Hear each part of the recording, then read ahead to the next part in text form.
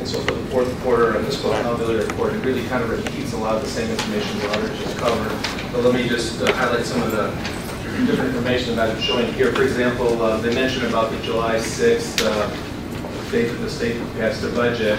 You know, this slide here is kind of showing a little bit more detail on the nature of that revenue and the amounts that are being carried forward in the next year.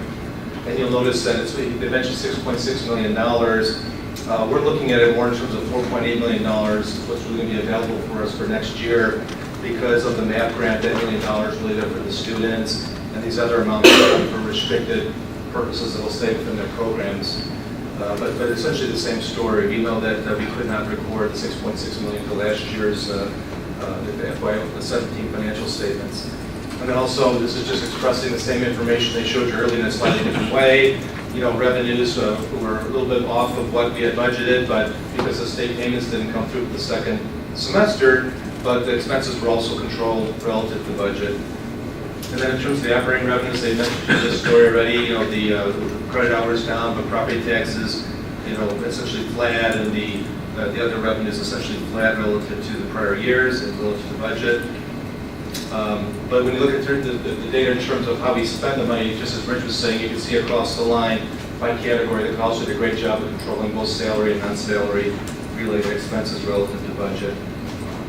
And then this is just kind of an all-fun summary perspective of the data. But really the bottom line is, we mentioned at the last board meeting that the November board retreat, our plan is to come back to the board with some options to what to do with the additional resources that's been made available to us, either through our own efficiency or through some of the unexpected state revenues that's available. If you add up what we believe is available, it's, you know, $11 to $12 million worth of decisions that need to be made. And so we're planning on coming back to the board retreat to talk about some of the options and strategies that we can use to address this available dollars, like you've done in prior year retreats. And so, if there's any questions? Well, this is the entire comprehensive budget. This is enrollment, this is tuition, this is local taxes, this is state apportionment, this is the whole comprehensive budget.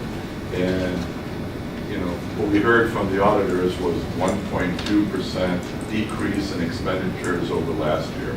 I mean, that's just amazing in this day and age.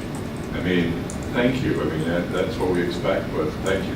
You guys have done a great job. And it's refreshing to see this kind of this outcome after a year where the state was really negligent in getting their revenue to us.